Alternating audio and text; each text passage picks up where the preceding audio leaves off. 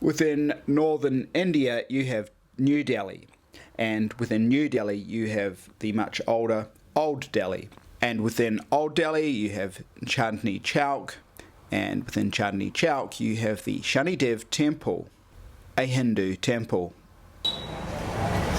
This is you can see the triptych up here of this Hindu temple, and I just want to point out some various things around here. Just go through some of the details. So around here you'll have the swastika within the fence, what we call the swastika design. You have up here the chariot, and here the chariot also.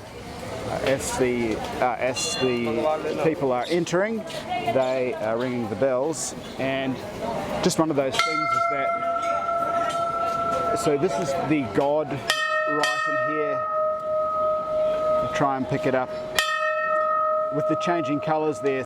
We're now looking into the dham or a dham of the temple, and the deity within here is possibly Sri Shani Maharaj Ji.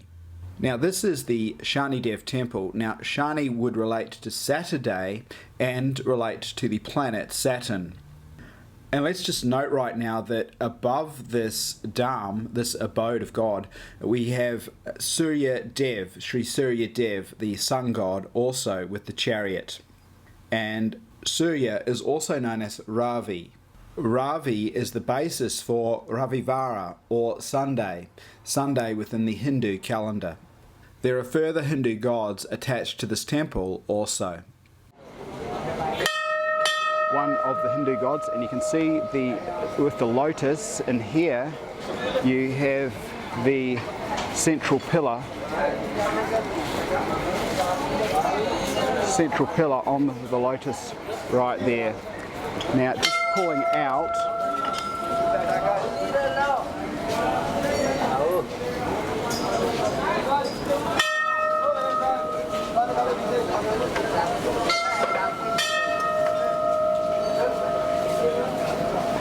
so from this direction up here with the chariot, you can see the top aspect and bottom aspect to the pillar, in a way, chariot.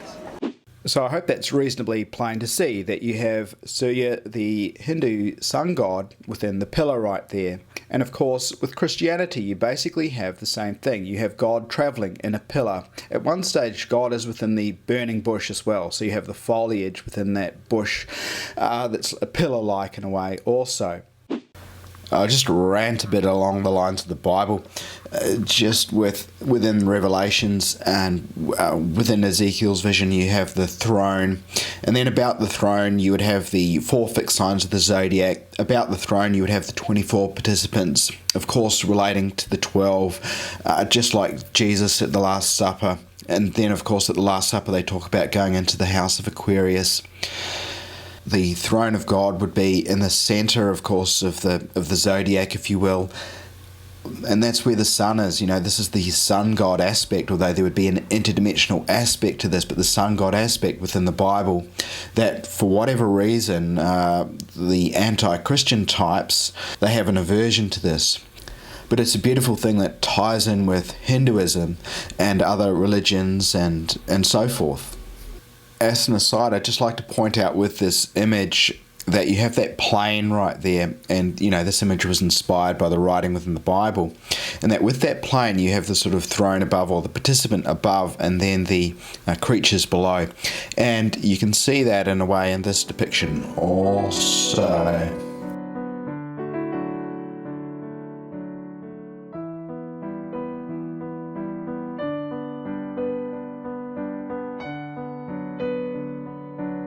Creatures below, that you have that plane right there, and you know this image was inspired by the writing within the Bible, and that with that plane you have the sort of throne above, or the participant above, and then the creatures below. Another aspect is that you have the chariots with the foliage, and you see this continuation sort of through, and in a way, as I said, a reminder of that burning bush. I'd just like to point out here with this Hindu depiction of what looks to be Shani, that you have the whole chariot configuration there within the aura. Okay, so I've mentioned aura. The Freemasons would certainly show the aura in certain ways, various ways. Here within the monographs from the Rosicrucians, they certainly talk about it in here, even with the auras there on the cross, but I would certainly suggest, but in here also, various writing to do with the auras, practicing to see the aura. Couple of pages over, here we go, the aura of the flame, how to, etc., you know, practice manuals.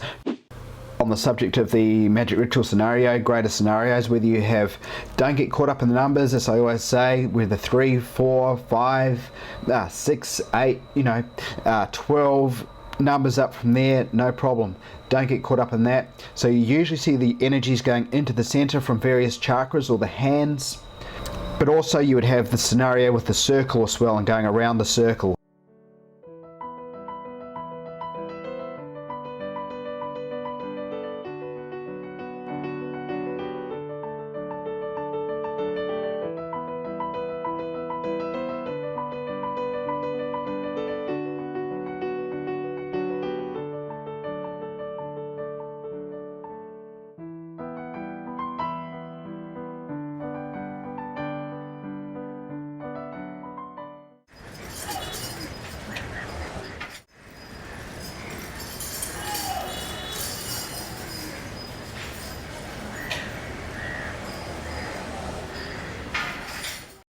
And if you look carefully within this depiction here from the Rosicrucians, you can see the hands there and the energies would go around. Within Harry Potter, you can see the exchange of etheric energy from the hands. As everyone should know, each of the individuals in the magic circle would be imbued with a different, one of the different elements, and there's more than 4. It goes up and up and up. Now, of course, within a magic ritual scenario, there could be just flames there, like the fires, but each fire would have a different imbuement of an element. So within the Bible, just reading here at once, I was in the Spirit. I was in the Spirit. This is not, you're not in physical mode here. You're seeing things beyond what you do in the physical mode. I saw a throne. So at once I was in the Spirit, I saw a throne, blah, blah, blah. Further down here, we have before the throne burned 7 torches of fire, 7 torches, but there's a 7-fold aspect to these torches. So imbued, part of it would be imbued with 7 different elements. Of course, the 7 would relate to the chakras also. So within the writing here, among other aspects, you have the cherubim here. Now, you have shape-shifting, all the rest of it. As the modern shaman has told me, there are various other entities that come into the ritual and assist the ritual, and so forth and so forth. This is not just human, it goes into non-humans as well. And then there's the possibility that the actual human forms, the light bodies, are shape-shifting as well. So there are all sorts of scenarios that could possibly happen. But beyond that, here we have now the hands and the etheric fire in the hands. Don't look at the cold part, that's for people who read this book and think they're Christians and all the rest of it, but really they're not. They don't know. Really, they just don't know crap. This is an occultist's book, the Bible, and all the rest of it, when it really comes down to it. So you have basically the magic ritual scenario, and you have the cherubim there. So within here, you have the fire between the wheels and the fire between the cherubim. By the way, the wheels, very possibly in this case, relate to the auras also, because wheels within wheels, the auras within auras, the different layers and levels and so forth, kind of like the Merkaba in a way. So, but within here you have here you have writing about the fire from between the wheels, from between the cherubims. So this energy, this fire, this etheric fire, this flow, sort of going around between the participants, if you will. And indeed, without going into this anymore, we'll just listen now, and in this case we're talking about the 3, and Peter Paget will talk about the energies going between the individuals, and they can be human and non-human. Whenever 3 shall meet, my church is there. Not my quote, somebody else's quote. You know who I'm talking about. If we've got 3 people, this is my best art.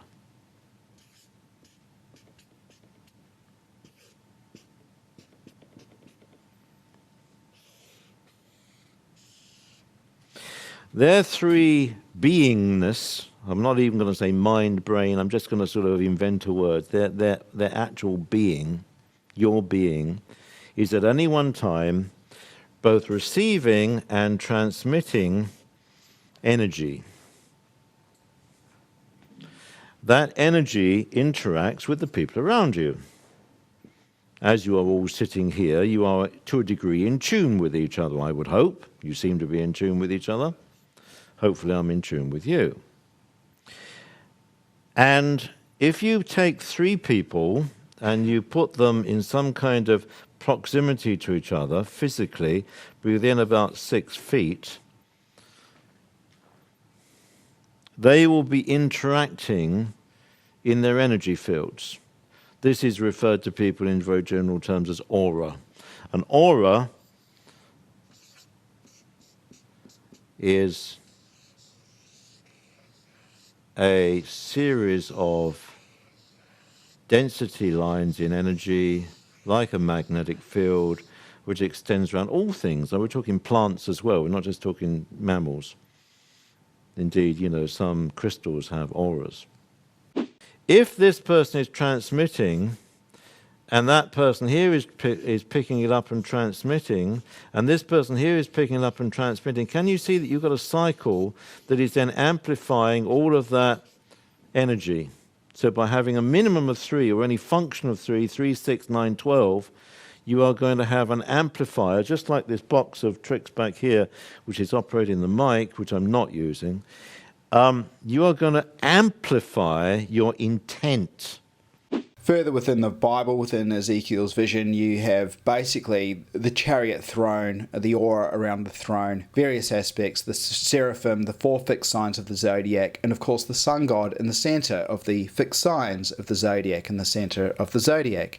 And indeed, in earlier times within Christianity, they were a lot more honest about this.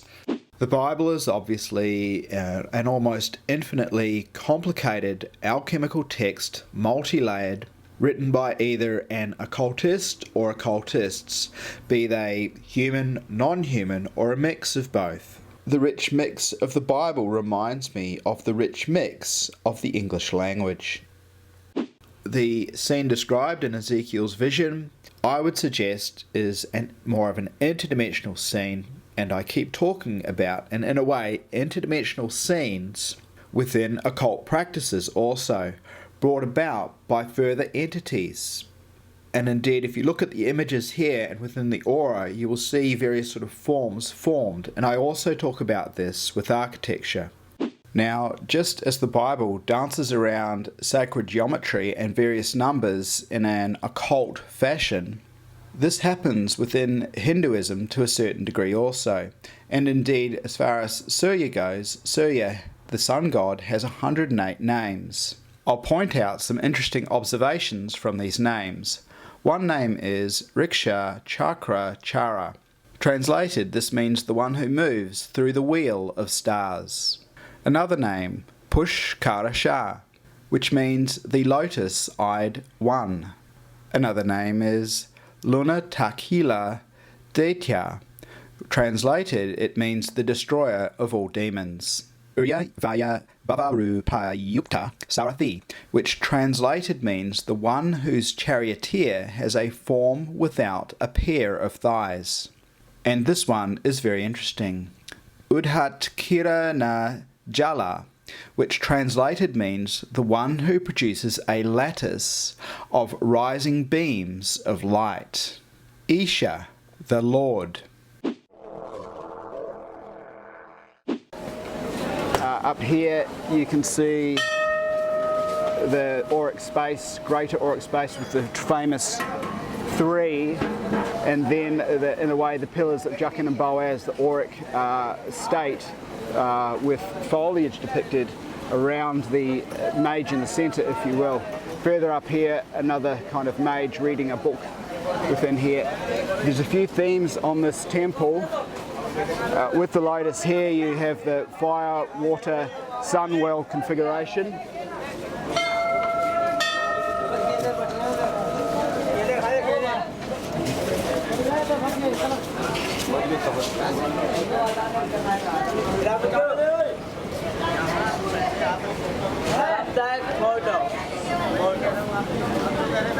No.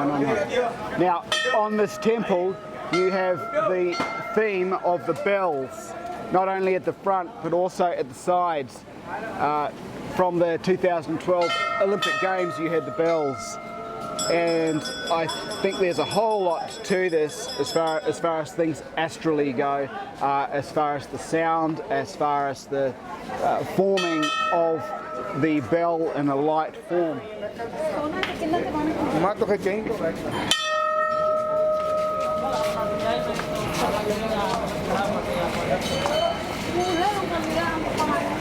There's the pillar right there in the centre, but also you have the bell and the shell right there. I think that's the concha shell, as part of what is being shown here. Now I just want to show the lion emanating out of the central pillar right there, and you can see it through there. So this is the same as you see, of course, elsewhere around the world for people who are on the ball. Yeah, so further the chariot right there, further the bell. So the bell and the shells are represented in particular on this temple. Just a few comments to finish up. Previously I did a video on the bent pyramid at Dashur in Egypt, and as it happens I picked up a stone there and I gave this to a fellow researcher here in Sydney. I also gave a Pacific cat's eye shell, or Shiva shell as they're known, from India. I gave that to a guy who has the channel SGD, Sacred Geometry Decoded, on YouTube. So it's kind of funny how I ended up producing the two videos regarding these two regions, or with the shell on this temple anyway. It all sort of ties in, if you can see what I mean there. So I hope you enjoyed the video, and I'll leave it at that. There's lots of other things I could point out. I'd just like to also say though that I personally regard, and as the Freemasons say, sacred symbols come from other dimensions, and enough of them, and enough people have talked about the further entities and all the rest of it, that with the nations across the world there are so many similarities, and I see more similarities than I care to point out, and that if things are further dimensional, you don't need to travel from one part of the world to the other. If it's interdimensional and there are further entities communicating and demonstrating things through light, assisting with giving us our religions and so forth because they're so similar, all of these similarities and congruences across the planet, people don't need to travel. I would certainly suggest there is more going on. I never hear of people talking about this notion, but nonetheless, I hope you enjoyed the video. Goodbye for now.